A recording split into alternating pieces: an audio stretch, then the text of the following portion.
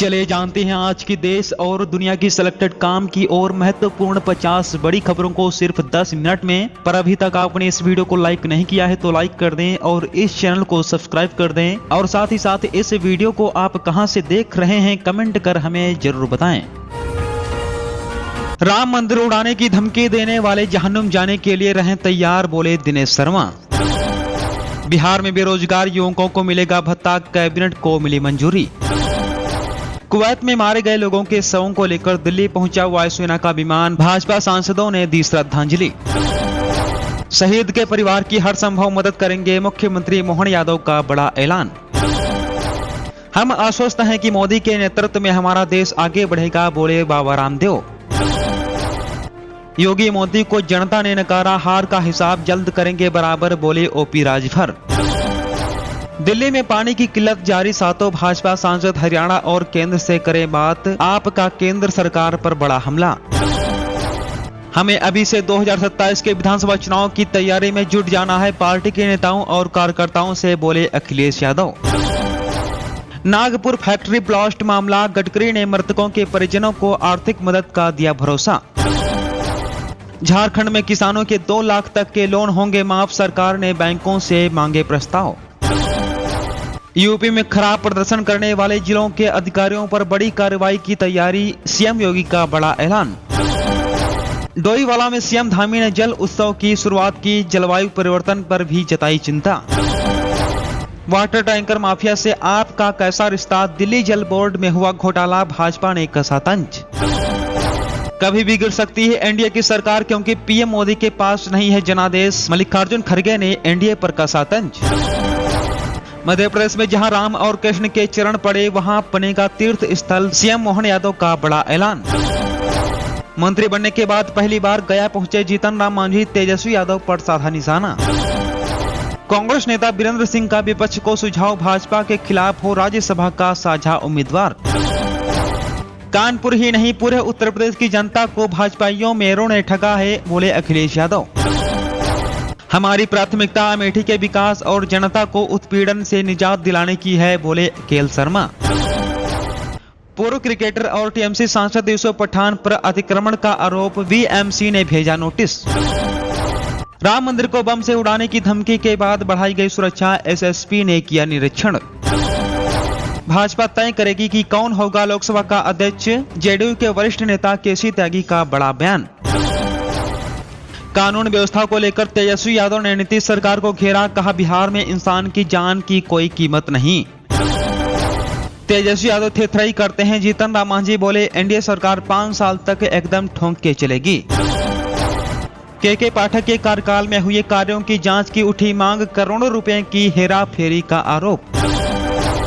NEET विवाद पर धर्मेंद्र प्रधान का बड़ा बयान, बच्चों के करियर के साथ खिलवाड़ नहीं होगा। सीएम भजन लाल शर्मा का बड़ा फैसला, 3rd ग्रेड टीचर भर्ती में महिलाओं को 50% मिलेगा आरक्षण।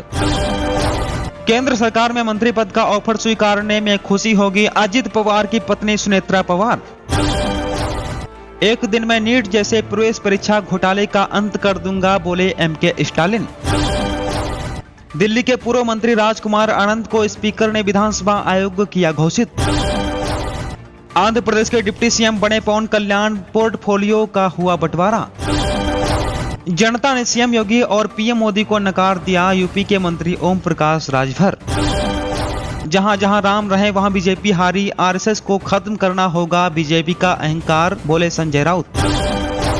यूपी के सीएम योगी 15 जून को मोहन भागवत से गोरखपुर में कर सकते हैं मुलाकात। प्याज के मुद्दे पर नासिक, पुणे व सोलापुर में महायुति को उठाना पड़ा नुकसान, बोले अजीत पवार।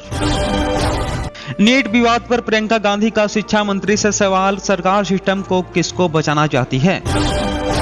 भारत फ्रांस संबंधों की मजबूती के बीच पीएम मोदी ने राष्ट्रपति मैक्रों से की बातचीत।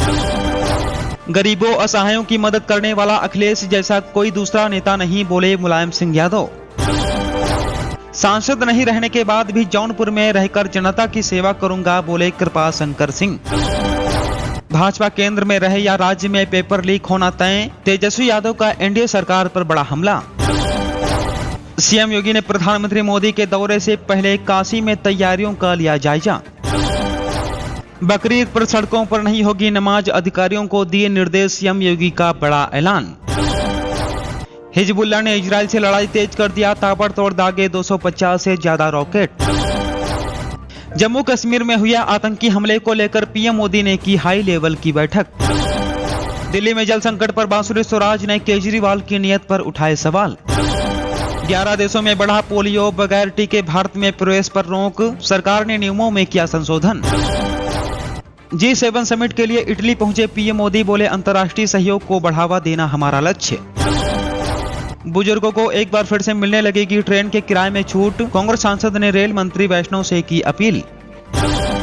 आरएसएस को पीएम गंभीरता से नहीं लेते, हम क्यों लें, इंद्रेश के राम भक्ति बयान पर कांग्रेस प्रवक्ता पवन खेड़ा।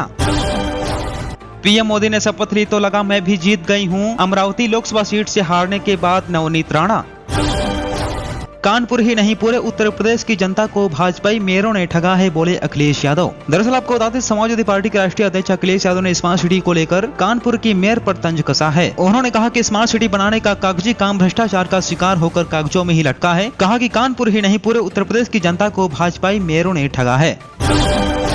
बिहार में बेरोजगार युवकों को मिलेगा हर महीने भत्ता, कैबिनेट को मिली मंजूरी। दरअसल आपको बताते बिहार सरकार ने बेरोजगार युवकों के हित में बड़ा फैसला लेते हुए उन्हें भत्ता देने का फैसला किया है। बिहार मंत्रिमंडल की शुक्रवार को हुई बैठक में बेरोजगारी भत्ता नियमावली 2024 को मंजूरी दी गई है। मुख्यमंत्री नीतीश कुमार की अध्यक्षता में हुई बैठक में 25 प्रस्तावों को मंजूरी दी गई। बैठक के बाद मंत्रिमंडल सचिवालय विभाग के अपर मुख्य सचिव एस सिद्धार्थ ने बताया कि बैठक में कुल 25 प्रस्तावों को मंजूरी दी गई है। बैठक में राज्य में मनरेगा के तहत बिहार बेरोजगारी भत्ता नियमावली 2024 को स्वीकृति दे दी गई है। बताया गया कि आवेदन देने के बाद आवेदक को अगर 15 दिन के भीतर रोजगार नहीं मिलता है तो राज्य सरकार की मांग तिथि से तय सीमा के भीतर दैनिक बेरोजगारी भत्ता दिया जाएगा। इसके अलावा बैठक में राज्य के पुराने 22 ANM स्कूल एवं पुराने 6 GNM ट्रेनिंग स्कूल के सुचारू संचालन के लिए शैक्षणिक एवं गैर शैक्षणिक श्रेणी के 247 पदों के सृजन की स्वीकृति भी प्रदान की गई है। बता दें कि बिहार में श्रम संसाधन विभाग के अंतर्गत बिहार श्रम सेवा तकनीकी के कारखाना निरीक्षक संवर्ग की विभिन्न कोटि की पूर्व से सृजित पदों के अतिरिक्त कारखाना निरीक्षक के 4 पद और उप मुख्य कारखाना निरीक्षक के 4 पदों के सृजन को भी कैबिनेट से स्वीकृति दे दी है।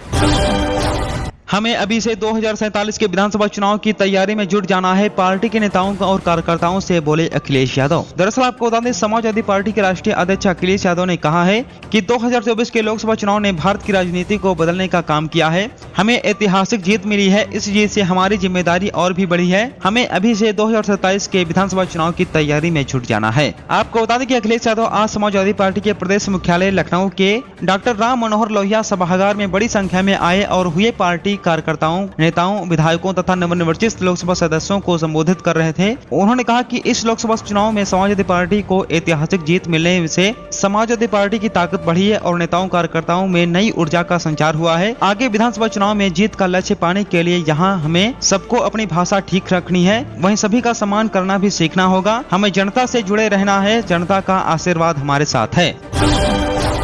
यूपी में खराब प्रदर्शन करने वाले जिलों के अधिकारियों पर बड़ी कार्रवाई के निर्देश, सीएम योगी का बड़ा ऐलान। दरअसल आपको बता दें, लोकसभा चुनाव खत्म होते ही मुख्यमंत्री योगी आदित्यनाथ एक्शन मोड में नजर आ रहे हैं। उन्होंने हाल ही में एक उच्च स्तरीय बैठक कर विभिन्न विभागों के अधिकारियों को तलब कर समीक्षा बैठक की। इस दौरान सीएम योगी ने राजस्व संबंधी मामलों में लापरवाही पर खासी नाराजगी जाहिर की। उन्होंने तत्काल लापरवाह अधिकारियों के खिलाफ एक्शन लेने और 2 हफ्ते में रिपोर्ट मुख्यमंत्री कार्यालय के निर्देश दिए हैं। वहीं मुख्यमंत्री के निर्देश के बाद राजस्व से जुड़े अधिकारी हरकत में आ गए हैं। इसी क्रम में राजस्व परिषद चेयरमैन रजनीत दुबे ने हाल ही में उन्होंने राजस्व संबंधी कार्यों में लापरवाही पर राजस्व अफसरों, SDM, ADM, नायब तहसीलदार और तहसीलदार स्तर के अधिकारियों को कारण बताओ नोटिस जारी किया है।